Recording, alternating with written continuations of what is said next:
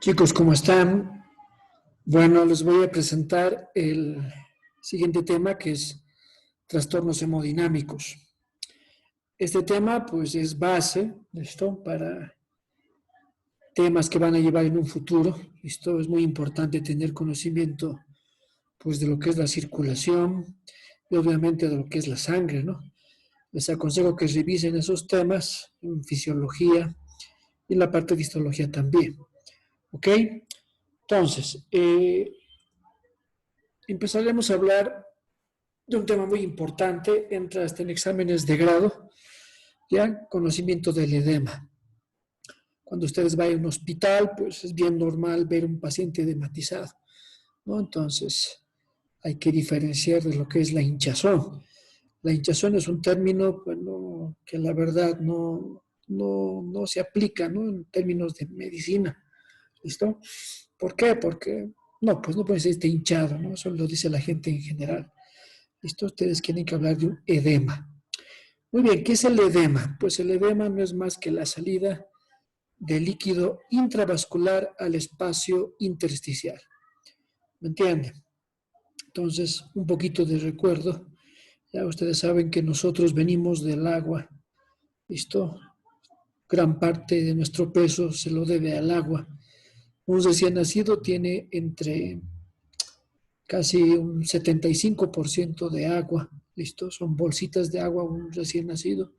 Un adulto promedio tiene entre 60 y 65% de agua. Es un líquido vital y necesitamos de él, ¿no? Es por eso que un lactante, a veces una de las principales causas de mortalidad en nuestro medio, ¿ya?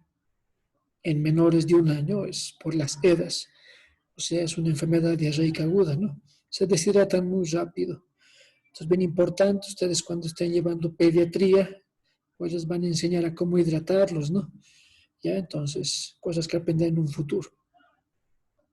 Si hablamos del edema, pues tenemos que recordarnos, ¿ya? De que cómo se manejan los líquidos en forma general en nuestro cuerpo, fuera de lo que es el riñón, básicamente, ¿ya? Y el corazón, obviamente, que bombea sangre. Pues en general podemos decir de que el excedente de líquido a nivel, vamos a poner aquí el láser, aquí está, el excedente de líquido a nivel arterial puede ser reabsorbido a nivel venoso y el excedente de líquido venoso finalmente es absorbido en el sistema linfático. No se olviden que el sistema linfático es como el sistema de desagüe o drenaje que tiene nuestro cuerpo, ¿no? Por eso un linfedema no es tan fácil de tratar como edemas de otra causa. ¿Me entienden? Ya hablaremos de eso más adelante. Muy bien.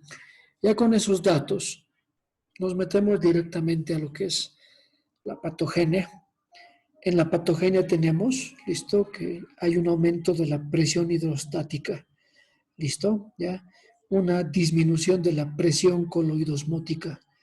Después tenemos en la patogenia también lo que es la reabsorción de sodio y agua y también lo que es la obstrucción linfática. Esos cuatro son la base de la patogenia de un edema. ¿Listo? Cuando hablamos de un aumento de la presión hidrostática, pues estamos hablando que está relacionado con la velocidad del flujo sanguíneo, ¿me entienden? Ya en relación a los vasos sanguíneos o el estancamiento de sangre, ¿me entienden? Pues hablamos de presión hidrostática. Si hablamos de la presión hidrostática, pues tenemos que hablar dos ejemplos, lo que es a nivel local y a nivel sistémico. A nivel local, pues tenemos lo más común, listo, que es el edema en miembros inferiores, producido por una patología muy común, ¿no? Que es comúnmente llamado varices, pero su nombre verdadero es la trombosis venosa superficial. ¿Listo? Conlleva una tromboflebitis y bueno, ya verán eso ustedes cuando lleven patología cardiovascular, ¿no? Entonces, ¿por qué local? Porque simplemente en esa pierna que tiene el problema vascular y las varices no son más que dilataciones anormales de las paredes venosas, pues obviamente va a haber una congestión de sangre, ¿listo? Por un mal retorno venoso y obviamente esto nos conlleva a la formación de un edema, ¿me entienden? Entonces, por eso es a nivel local, solo pasa en los miembros inferiores. Y cuando hablamos de sistémico, pues podemos poner el ejemplo bien característico de lo que es la insuficiencia cardíaca, ¿no? Es un tema importante, ¿ya? Espero que en su momento les den una buena explicación de insuficiencia cardíaca. ¿Por qué? Ya, insuficiencia cardíaca generalmente a los de Pato 2 les cae como cuando ya van conmigo, ¿no ve? Ya les caía como una patada en el trasero. ¿Por qué? Simplemente porque no sabían lo normal del funcionamiento del corazón, peor aún funcionamiento renal y todo eso, ¿no? Pero más que todo el funcionamiento del corazón, ¿ya? Eh, la insuficiencia cardíaca es clave que ustedes entiendan, ¿listo? Antes de meterse a todo lo que son patologías cardíacas, pues tienen que revisar insuficiencia cardíaca, ¿listo? En la U, sé, creo que ya no está el doctor Miguel Herrera, él era mi docente de mí de cardio. Yo soy uno de los que realmente lo apreciaba, yo no era un hipócrita, ¿listo? Yo cuando le daba abrazos y todavía en Ludabo lo he visto hace unos 2 años, creo que el doctor ya no está, por lo que yo sé, pues eran abrazos y saludos de corazón, ¿no? Y eso con el doctor yo me fui el segundo turno y me hizo pomada en visitas médicas, ¿me entienden? Pero formaba parte de mi aprendizaje, ¿no? Listo, entonces nunca le tuve bronca, jamás, en vez de son los doctores que yo aprecio, ¿me entiende? Era, si yo les parezco exigente, listo, para algunas nenas que hay en los cursos de medicina, y me refiero a nenas, no en el sentido de damas, sino que son pues muy, muy fresitas, ¿no? ¿Me entienden? Entonces, normal para nosotros que los doctores nos saquen la mugre, ¿no? Y él realmente era muy, muy exigente. Él era de la onda de que no existen feriados ni nada, ¿no? Ya, si te tocaba y había un problema o lo que sea, él decía, el paciente no, la enfermedad no tiene feriados ni nada, y tenía mucha razón, ¿no? Él nos hacía ir, yo me acuerdo del doctor cuando yo estaba estudiando, él trabajaba en el Juan 23, y si había paros o lo que sea, tú tienes que llegar a tu hora, 7:30, 7:30 tienes que estar en punto porque él daba ejemplo y él estaba ahí, ¿me entiendes? Y él no tiene movilidad, ya sabes, no tenía movilidad, entonces, él venía a pie, ¿no? Entonces, esa era la onda de la medicina antes, chicos, ¿me entiendes? Entonces, él realmente nos exigía bastante, teníamos hasta libreta con él. Ya, de que firmarla, tu papá te lo tiene que firmar y ver tus rojos o tus verdes. ¿Listo? Y todo eso, aunque no crean, entonces dirían, yo soy mayor, ¿cómo pues me va a estar viendo mi papá? Era una forma de presionarnos a nosotros, de esforzarnos, ¿no? ¿Me entienden? Son formas que actualmente no las aceptarían ustedes, ¿no? Dice que madurez, ¿me entienden? Entonces era así, era mi profesor de cardio, el doctor Miguel Ezar, creo que ya lo dejó en la U, ¿ya? Yo lo aprecio mucho. Muy bien, fuera de eso, ya yo les hubiera dicho, porque hubiera llevado con él la parte de patología cardíaca, ¿no? Pero no se va a dar el caso, ¿me entienden? Consejo, ¿ya? Y no solamente por él, sino para cualquier docente. Si vas a llevar cardio, pues estudiate bien insuficiencia cardíaca. En Pato 2 era regla entender insuficiencia cardíaca antes que las patologías, ¿ya? Y bueno, si hablamos de la insuficiencia cardíaca, pues primero su definición, ¿no? Es una falla del corazón como bomba, el cual es incapaz de satisfacer las necesidades metabólicas y tisulares del organismo. ¿Me entienden? Te está diciendo que la base es la falla del corazón como bomba. No se olviden que el corazón básicamente es una estructura contráctil, ¿no? El corazón, pues, es incansable, la fibra muscular, el miocito cardíaco, si se acuerdan de fisio, histo, pues tiene una característica, la ritmicidad inherente. O sea, como la neurona jamás descansa, la célula muscular. ¿Me entienden? Insuficiencia cardíaca te está diciendo que el corazón no es suficiente para todo el cuerpo. ¿Me entienden? Los defectos pueden ir desde defectos anatómicos, funcionales, traumáticos, etcétera, ¿no? Los traumáticos los dejamos muy, muy de lado. En general, los otros. ¿Ya? Entonces, hay un capítulo, les aconsejo que cuando finalice el semestre, los que tienen interés, léanse insuficiencia cardíaca. Así no les va a hacer como una patada cuando se lean Robbins. ¿Me entienden? Cuando ustedes estén en un servicio de medicina interna en un futuro y van a estar en el cardio, pues van a ver que de cada 10 pacientes internados, 8 tienen insuficiencia cardíaca. Los otros tienen algo muy específico. ¿Me entienden? La insuficiencia cardíaca, chicos, para no detallar, porque no estamos en pato 2, pues es el final de todas las patologías cardíacas, en su mayoría es el final. No se considera en sí una enfermedad, ¿me entienden? ¿Listo? O sea, para que no me malinterpreten, es un síndrome, es el final de muchas patologías cardíacas, ¿me entienden? ¿Listo? O sea, aquí estamos viendo un poquito de la mecánica básica, ¿ya? Esto es mucho más grande, pero aquí, como estamos en pato general, con esta diapositiva, pues pueden entenderme mejor. Aquí está mostrando yo, ¿no? Al aumento de la presión hidrostática. ¿Listo? Dice una disminución del flujo renal. ¿Qué es lo que pasa? Bien concretito, ¿no? El corazón tiene una eyección de 350 a 400 ml, puede variar en cada individuo. Y obviamente esa cantidad de sangre que envía el corazón no va a variar, ¿me entienden? ¿Listo? O sea, siempre va a enviar esa cantidad. Puede aumentar, me refiero por la taquicardia, obviamente, ¿listo? Puede ser en esas zonas de taquicardia. Fisiológicamente, simplemente hacer ejercicio hace que el corazón envíe mucha más sangre por la exigencia muscular. Pero obviamente en cada sístole va a enviar la misma cantidad de sangre porque no se están modificando las dimensiones de las cavidades. ¿Me entiende? A eso me refiero. ¿Ya? Entonces, cuando un corazón tiene un defecto, ¿listo? Un ejemplo anatómico, un ejemplo bien común que uso yo es la fiebre reumática, en la cual la válvula mitral se encuentra disminuida en su luz, en su diámetro. Si tenía un diámetro de 2.5, por la patología disminuyó a 2.3, 2 milímetros más pequeña la luz, ¿listo? De la válvula. ¿Eso interfiere? Pues interfiere. Ustedes saben muy bien por fisiología que el corazón y el sistema circulatorio, ¿listo? Incluyendo el pulmonar, obviamente, es un juego de presiones muy bien calculado. ¿Listo? No puede variar. Si este riñón estaba acostumbrado a recibir 350 ml, ¿listo? En un minuto promedio le pondremos, ¿ya? ¿Qué va a pasar si tiene un defecto el corazón? Pues va a recibir, ¿qué les digo?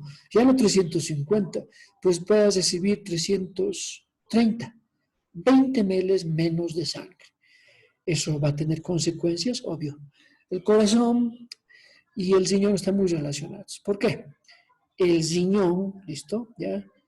Aquí no se van a confundir, no es que tenga insuficiencia renal, esto es otra mecánica. El riñón simplemente se encarga del manejo de los líquidos. ¿Me entienden? Entonces, si está recibiendo menos sangre, el riñón lo está tomando como si tuviéramos una pérdida de líquido. Puede ser porque nos estamos desangrando, por deshidratación, etcétera, ¿no? Simplemente mide volumen. Y el mecanismo básico del riñón, una de las funciones, les preguntaría si estuviéramos en vivo, ya es el control del volumen sanguíneo, hídrico, ¿no? Entonces, ¿qué hace? Pues activa el sistema, que me acuerdo les enseñé yo en histo, y ustedes lo habrán detallado en fisiología, ¿no? La activación del sistema renina-angiotensina-aldosterona. El final de este sistema, que aquí lo ponemos, es el aumento de reabsorción de sodio y agua, ¿dónde? En los túbulos renales proximales. Si estamos aumentando y hay una retención de sodio y agua, muy bien lo he puesto aquí, va a aumentar la volemia, ¿no? Porque esta persona obviamente va a orinar menos, ¿me entienden? ¿Listo? Se produce una oliguria. No es que está sin orinar, sino se produce una oliguria. El objetivo del riñón es preservar los líquidos. Y obviamente, como es un error, eso se traduce en un edema. La insuficiencia cardíaca entra como un ejemplo de un edema generalizado, ya no es local como el otro. ¿Por qué?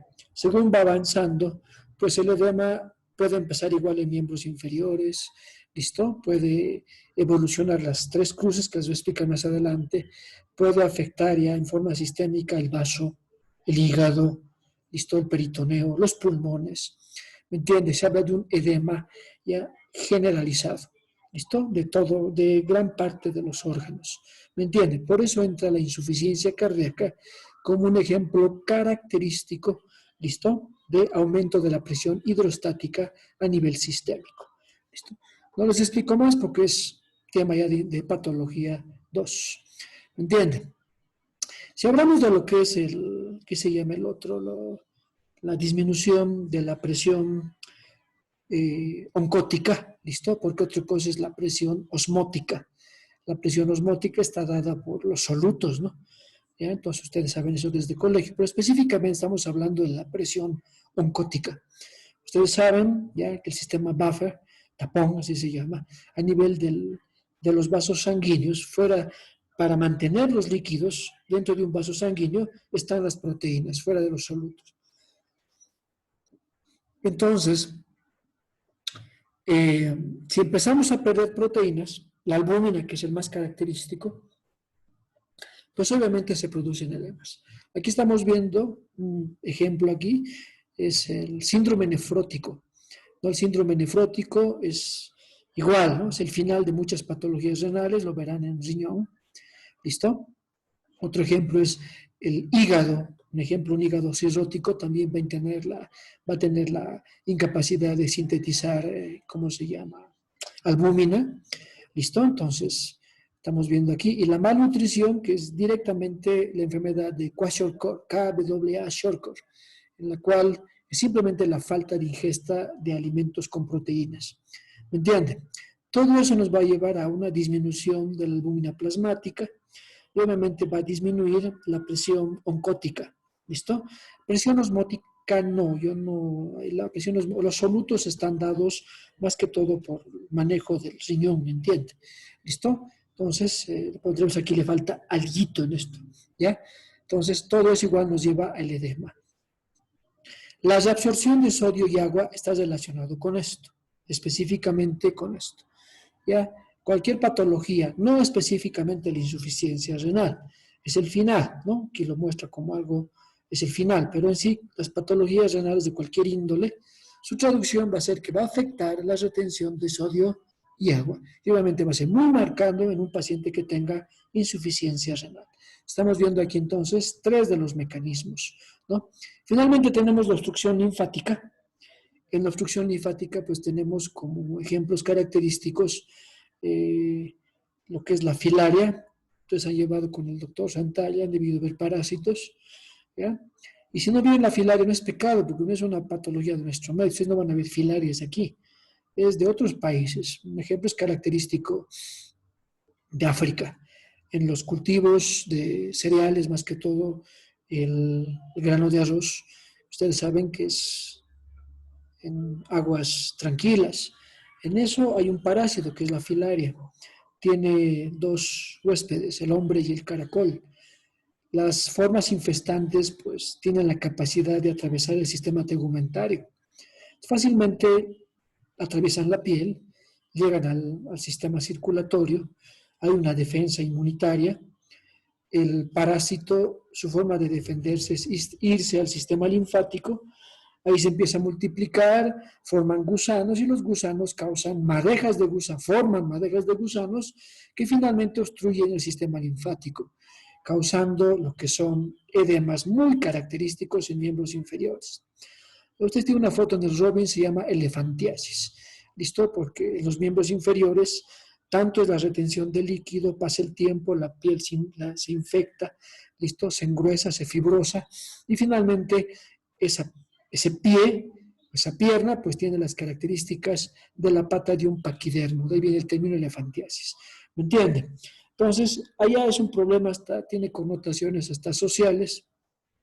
Si alguna vez ven un documental de África, de algunas de sus poblaciones, pues tienen ideas un poco raras, ¿no? A veces yo veo documentales aquí en un canal ruso muy bueno y muestra, ¿no? Dice, mi hija tiene, una vaca tiene mucho más valor que mi hija, ¿no?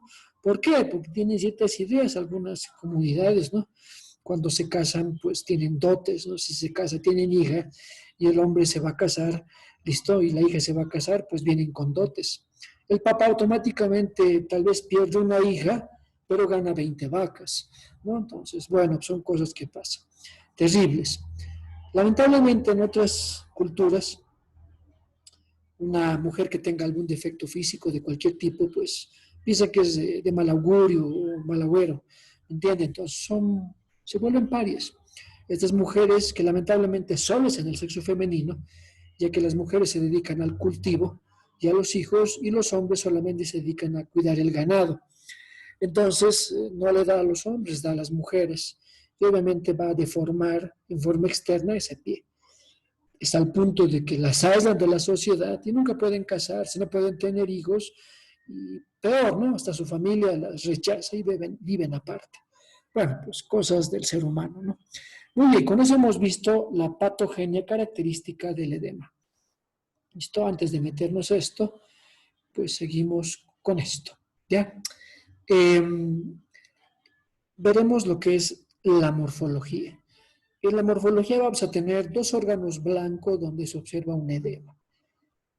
Más que todo tenemos el edema cerebral y también el edema pulmonar. Empezaremos a hablar del edema cerebral. Principal causa de edema cerebral en nuestro medio y en cualquier parte, pues es el TEC, traumatismo craneoencefálico. ¿Ya? Cuando ustedes trabajan en alguna clínica y si trabajan en el Alto o en el Hospital de Clínicas aquí a futuro, pues van a ver que los fines de semana aumentan. ¿Por qué? Porque ya les había dicho, ¿no? Que somos pues, un país con cultura chupística, ¿no ve? Entonces aquí se chupa de todo y de nada y los fines de semana siempre aumentan los intoxicados, ¿cómo se llama? Las personas que han sufrido alguna agresión física, los tequeados, simplemente por el efecto del alcohol, ¿no? Entonces el TEC, traumatismo craneoencefálico, es la principal causa. Fuera de eso, pues tenemos la intoxicación con algún fármaco, ¿no? En los anestésicos, ¿listo? Son causa también de edema cerebral cuando se pasa. ¿Me entiende? Entonces, morfológicamente tenemos un cerebro aumentado de volumen, ¿ya? Es característico observar un engrosamiento de las circunvoluciones y básicamente las estrecheces se hacen más pequeñas, ¿listo? Más estrechas, por así decirlo. ¿Por qué el edema cerebral es grave? Porque estamos hablando de que el cerebro no tiene mucho espacio para expandirse. Solo 5 milímetros separan lo que es la parte ósea, ¿listo? Del tejido blando. Y estamos hablando de un cerebro, se empieza a edematizar, ¿listo? Pues puede comprimir áreas cerebrales, puede ser causa de mortalidad, ¿listo? Cuando se comprime los centros respiratorios, de ahí vienen los paros respiratorios y después viene la complicación cardiovascular, ¿me entienden? Entonces, es causa de mortalidad, ¿no? Nunca se olviden ustedes, un paciente politraumatizado, tienen que verle, muy importante, cerebro, cabeza, ¿entienden? Después van a estar viendo la sutura y todo eso si es necesario. Nunca se olviden de la cabeza, ¿ya? Cuando les llegue en un futuro pacientes con TGA, vean el neuro. Muy bien. El otro ejemplo, pues, es el edema pulmonar, ¿no? Las principales causas de edema pulmonar, pues, va a ser obviamente la insuficiencia cardíaca, ¿listo? Y también tenemos en nuestro medio la altura. Debe escuchar del SOCCHI, ¿no? Son términos que dan aquí. Dificultad para respirar, ¿me entienden? No es regla que un extranjero que está a nivel del mar y venga aquí a 3.600 metros de altura tenga problemas o dificultad respiratoria, ¿no? ¿Ya? Puede simplemente corregirse con oxigenación, pero a veces termina con edemas pulmonares, ¿me entienden? Cuando es muy agudo. Ya estamos viendo aquí una AP de tórax, se ve la silueta cardíaca, ¿listo? Y si no ha llevado radio todavía, bueno, esta radiografía, si ustedes ven aquí, ¿ya? La trama vascular es normal, pero hay como una opacidad, ¿listo? esto debía ser de este color, negro. Pero aquí nos indica que hay un edema pulmonar muy marcado y es bilateral. ¿Me entienden? ¿Listo? Entonces, el edema pulmonar es un ejemplo característico de edema a nivel morfológico. ¿Por qué? Yo he hecho una autopsia de un señor de unos 65 años de mi estatura que tenía un pulmón que pesaba 1,7 kg, uno solo, ¿no? O sea, prácticamente estaba duplicando y un poco más su peso, ¿me entienden? Entonces los edemas pulmonares pueden causar también mortalidad, obviamente. El pulmón debe estar lleno de aire, no de agua, ¿me entienden? Entonces, morfológicamente se describe que un pulmón está aumentado de volumen, es, eh, la superficie está abrillantada, al corte es húmedo y hay la salida de líquido resumante. ¿Qué es eso de resumante? Es que hay burbujas con aire, ¿me entienden? Es exactamente como cuando cortas una esponja que está llena de agua, ¿no? Un ejemplo así un poco burdo les puedo dar, es igualito, ¿no? Entonces ese es el edema pulmonar. En la parte clínica, pues los edemas se pueden verificar así, ¿no? Se llama signo de Godet o signo de la fobia, ¿ya? Entonces aquí podemos ver claramente, ¿ya? Que es la presencia de la digitación a nivel de la piel, ¿no? ¿Por qué pasa esto? ¿Qué ha pasado? Ustedes saben bien y ustedes si hacen en su casa y se aprietan fuertemente sus dedos contra su piel, van a ver que deja una forma muy pálida, ¿no? Que dura unos 2, 3 segundos y vuelve la vascularización.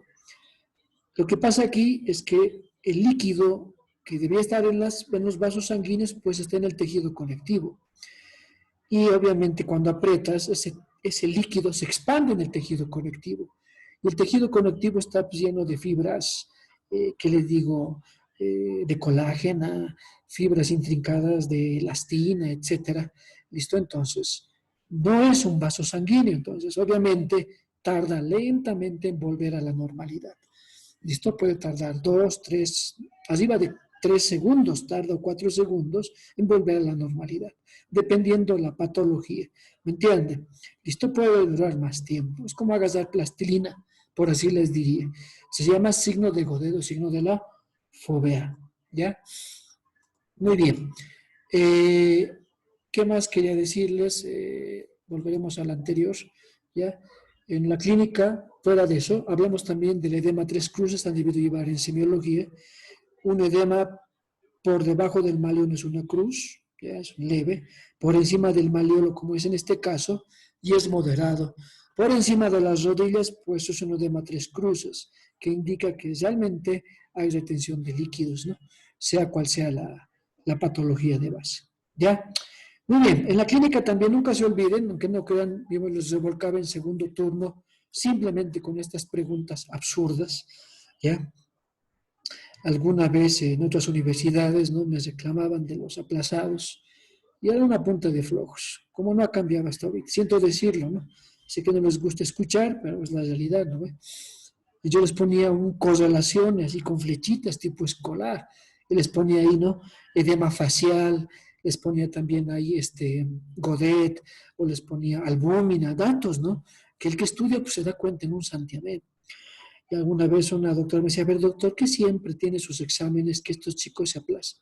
Y yo le mostré el examen y me dijo, realmente su examen es coherente, se entiende. Y los chicos son flojos, me dio a entender, ¿no? Porque siempre ha habido la quejadera, ¿no? ¿Me entiende? De por qué les va mal, ¿no? Simplemente es porque no leen. Ya les he dicho, ustedes están siempre pillando, tratando de buscar la forma más fácil de aprobar, pero jamás de aprender. En que les parezca latoso todo eso, bueno, pues siempre les recuerdo eso para tal vez salve una vida más, haciendo que alguno de ustedes cambie su forma de estudiar, ¿no? Y el interés que le pone. Esa es mi función como médico, prevenir también. Y de docente también de hacerles ver que ustedes no le ponen empeño, ¿ya? En general. Muy bien, entonces eso es un ejemplo de preguntas muy simples, ¿no? Entonces, si hablamos del edema, bien fácil. ¿Cómo reconocerlos? Listo, y son ejemplos, ¿no ve? El edema inflamatorio es un edema caliente y es el más común. Simplemente un golpe nos va a llevar a un edema inflamatorio. ¿Listo? El edema renal, ¿qué características clínicas tiene? Es facial, periorbitario, palpebral, así pueden ponerlo, ¿no? Tú ves un niño, ya yo lo he vivido con mi niña, realmente me asusté mucho, en otra instancia les contaré, ¿listo? Y le vi los ojitos hinchados. Y me asusté porque obviamente no era desnutrición, ¿ya? Era renal, ¿me entiendes? Gracias a Dios mi hijita está bien ahora, súper bien, sana. Entonces, es la forma en que se presenta, ¿no? En los párpados, ¿ya? Y en las manos. Pues edema de miembros superiores, facial, periorbitario, palpebral. ¿Listo? Muy bien. Después tenemos el edema cardíaco. El edema cardíaco característicamente es de tipo ascendente. En los textos van a encontrar como vespertino, ¿no? Dice vespertino porque es en la tarde.